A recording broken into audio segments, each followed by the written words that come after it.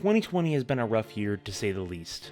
No matter who you ask, we all know someone who has struggled due to COVID, the economy, but most especially the isolation. With all this time alone we've spent over this year, one thing remains a constant in our lives: entertainment. Of course, with many days spent entirely alone or isolated from others, films have become one of the dominant ways we cope with our newfound boredom.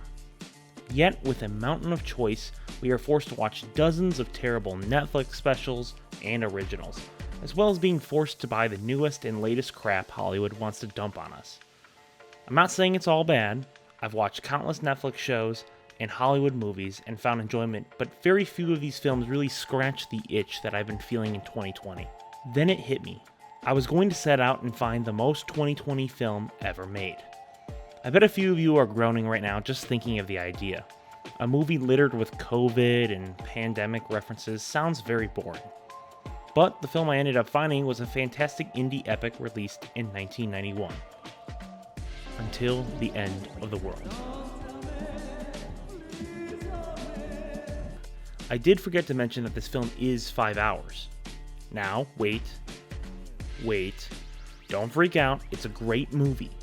But if you can binge 7 hours of your favorite TV show, this is definitely doable, either in one sitting, or you can split it up in a TV show style 1 hours per day.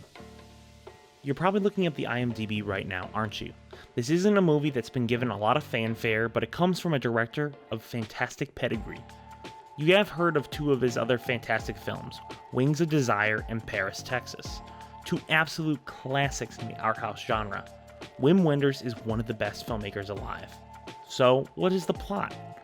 Set in the near future, the film focuses on a woman named Claire, a sort of misfit who has lost her meaning in life and goes on an adventure across the world in search for a man that she loves, Sam Farber, a sort of con man with a heart of gold.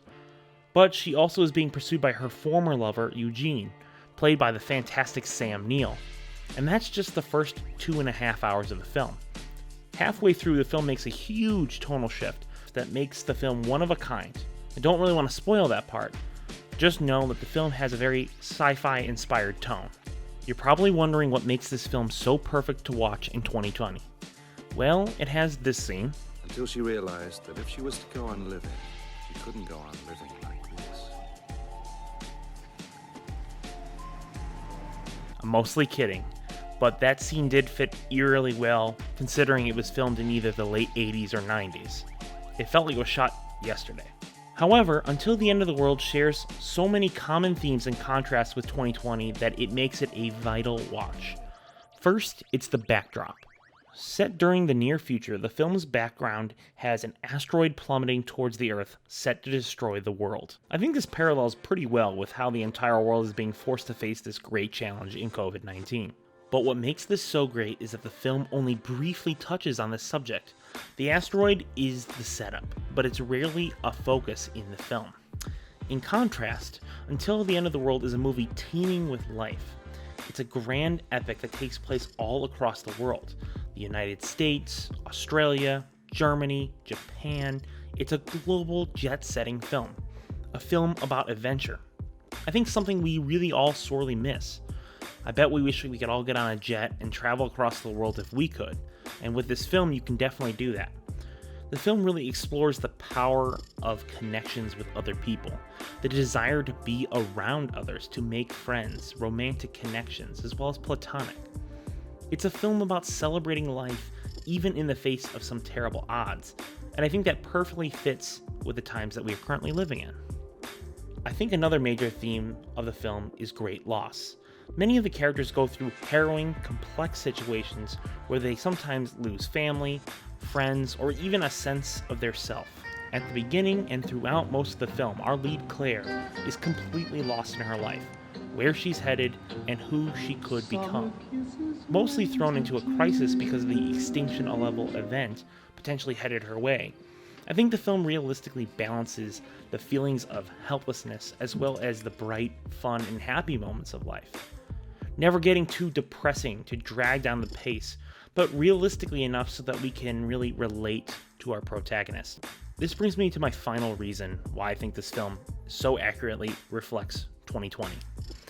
the optimism. You took my life, but then I knew that very soon you'd leave me. That it's alright. With a film about the end of the world, you'd expect this movie to be a gloomy ride. But throughout the film, the characters, the filmmaking, the story are all reminding us of one thing, that the human spirit is born on optimism. Even in our darkest moments, when we feel we are facing an impossible challenge, we rise to be our best selves. That is the message that truly reminded me of 2020. See, this year has been a tough one for me. My wife and I lost what could have been our first child due to a miscarriage, right during the height of one of the worst years of our lives. Beyond COVID, beyond all the crap the media tells you to do, run, hide, fear, I get it. But I know we're going to be okay, and optimism will always win the day. We are going to survive, we are going to thrive, even until the end of the world. Thank you for checking out this video. Please like the video and subscribe to our YouTube channel if you want to see more.